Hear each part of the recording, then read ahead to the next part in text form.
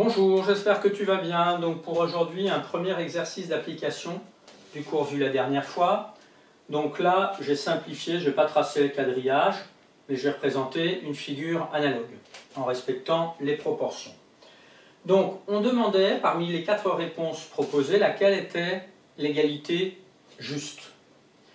Alors déjà, en regardant, on travaillait soit avec le vecteur AC, soit avec 2 vecteurs AC. Dans tous les cas, c'était le vecteur AC, donc sur mon brouillon ou mentalement, je peux me le représenter. Le vecteur AC, c'est celui-ci. Et après, on le comparait au vecteur BF ou au vecteur FB. Alors déjà, en regardant la figure, sans même regarder les réponses proposées, je pouvais émettre des propositions. On regarde AC et BF. Grâce au quadrillage, on peut affirmer que c'est parallèle, c'est de droite en pointillé. Si c'est parallèle, ça veut dire que c'est la même direction. Bon, alors, même direction, ça nous intéresse par rapport à ce qu'on a vu dans le cours. Et aussi, grâce au quadrillage, on pouvait voir la norme, la distance entre les points A et C et B et F pour les vecteurs. Et on observait que la norme de AC était le double de la norme de BF. Donc je pourrais déjà m'écrire sur mon brouillon BF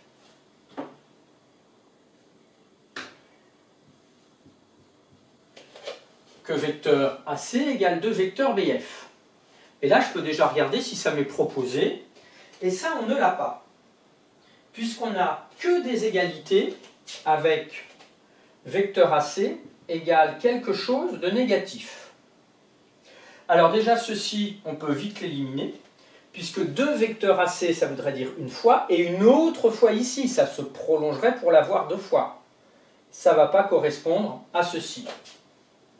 Donc, ici, je peux m'écrire vecteur AC égale 2 vecteurs BF. Et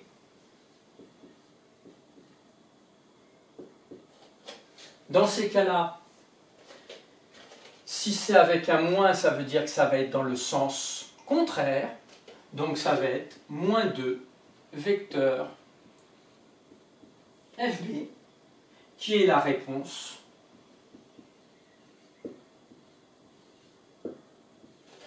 petit c. Alors il y avait un autre moyen de procéder, en utilisant nos connaissances de la séquence sur les notions de vecteurs.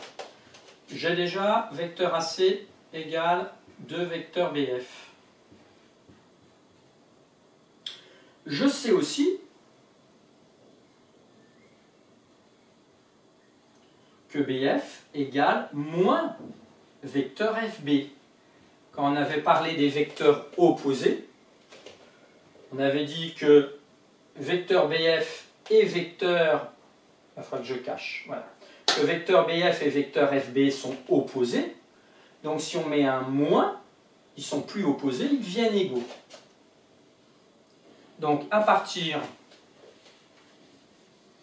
de ces deux égalités, je peux en déduire que vecteur AC égale, alors je garde le 2, et le vecteur BF ici, je le remplace par moins vecteur FB.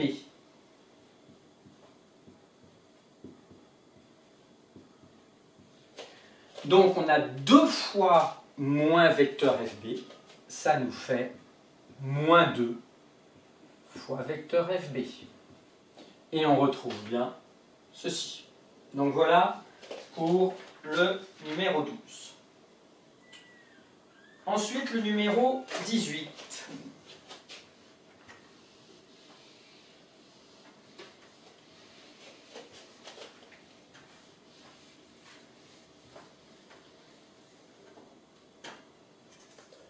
Je vais faire un petit schéma, ce sera plus compréhensible pour la correction.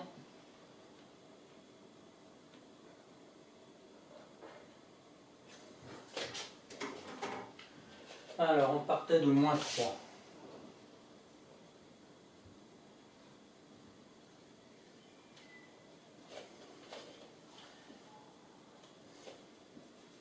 A, B,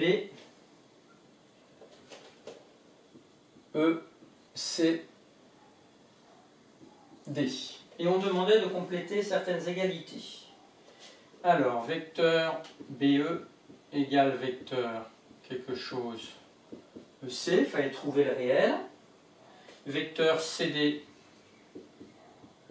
égale quelque chose vecteur BC. Et vecteur AB égale quelque chose vecteur DB. Alors, je vais symboliser ça en couleur. Vecteur BE et vecteur EC. Alors, vecteur BE, il est là. J'espère que ça se voit en vidéo. Vecteur EC, il est là. Ils sont alignés, donc ils ont même direction, ils sont parallèles. Ils sont tous les deux en train de se déplacer vers la droite, ils ont même sens. Donc déjà ici, on sait que ça va être un plus. Et si on regarde les graduations, on voit que ici, il nous faut 2 fois la norme du vecteur EC. Donc c'est 2 vecteurs EC. Ensuite, vecteur CD. Je vais le faire comme ça en vert en ondulatoire pour que ce soit bien visible. Et vecteur BC.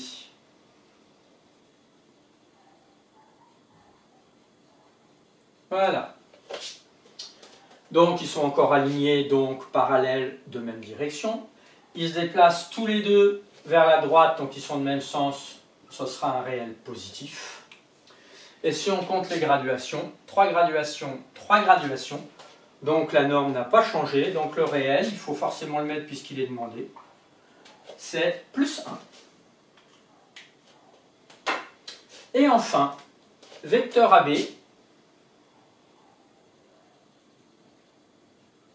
ici, et vecteur DB, je vais le mettre en dessous. J'ai le droit, hein, c'est un représentant. Alors déjà, ils sont parallèles puisqu'ils seront sur le même axe, donc même direction. Les sens sont contraires, donc c'est forcément un moins. Et si je compte les graduations, vecteur AB, c'est la moitié, donc 1/2 ou 0,5 dB. Donc voilà pour cet exercice numéro 18.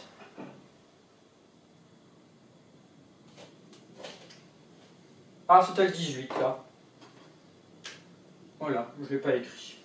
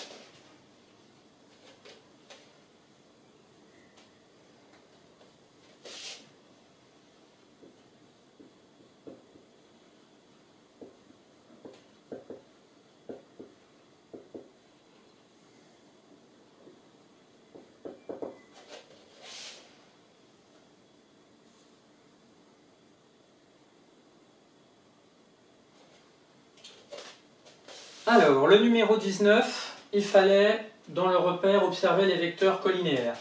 Les vecteurs collinéaires, on sait, comme particularité, qu'ils vont être parallèles. Donc déjà, il fallait regarder que les vecteurs parallèles. Après, peu importe le sens, on sait très bien qu'ils peuvent être soit de même sens, soit de sens contraire. De même, la norme, ce n'est pas ce qui nous intéresse, la distance, ce n'est pas ce qui nous intéresse, c'est vraiment la notion de direction. Donc, si on observait bien, déjà, on voit les deux en vert. Alors là, il fallait bien regarder l'inclinaison grâce au quadrillage, c'est ça qui nous aide. Donc, on avait déjà le vecteur B,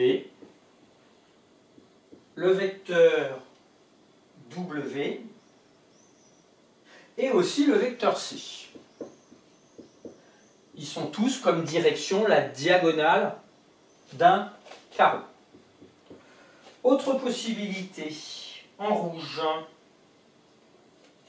et en orange, oui, plus ou moins. Donc, on a complètement à gauche le vecteur E et le vecteur V. Apparemment, il n'y en a pas d'autres. Et il y a une troisième possibilité qu'on peut observer, toujours grâce au quadrillage, le vecteur A et le vecteur U. Donc voilà, sans quadrillage, bien sûr, il n'était pas possible de préciser dans le repère s'il l'avait été.